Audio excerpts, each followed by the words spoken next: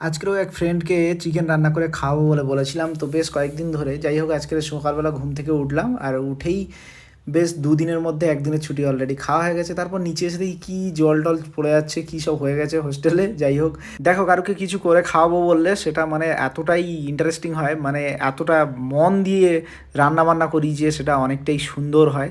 তো যাই হোক, আজকেও অনেকটা সুন্দর হয়েছিল। তো বাজারে চলে এসেছি আমি একটু চিকেন নেওয়ার জন্য। চিকেন নিয়েছি, তার সঙ্গে একটু পেঁয়াজ ট্যাঁজ এইগুলো যেগুলো ছিল না সেগুলো নিয়ে নিয়েছি। নিয়ে আমি রুমের দিকে রওনা দিলাম। তো আজকের মোটামুটি ছুটি, মানে আমি সুন্দর করে রান্না করবো। আর এই সময় কেউ কিন্তু রান্না করতে আসবে না কিচেনে, যেহেতু এটা কমন কিচেন। তো আমি একা একাই রান্না করব আর তার সঙ্গে ভিডিও করব এবং তোমাদের দেখাবো যে আমি কেমন রান্না করছি। যাই হোক, এরকমভাবে বেশ মানে 1 বছর 2 বছর ধরে এরকম রান্না করছি।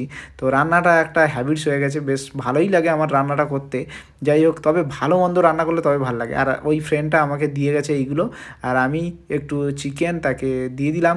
তো এই খাবারগুলো বেশ সুন্দর ছিল, নানা রকম খাবার ছিল। যাই হোক, এতগুলো হয়তো আলাদা আলাদা করে কিনেছিল না একসঙ্গে পাওয়া যায় বুঝলাম না, ঠিক শুনতে হবে। আর বেশ কয়েকজন আছে যাদেরকে আমি খুব ভালো করে চিনে গেছি, মানে প্রত্যেকটা ভিডিওতে লাইক কমেন্ট করে। অনেক ধন্যবাদ তাদেরকে, আর কমেন্ট করে জানিও কেমন হলো আজকের।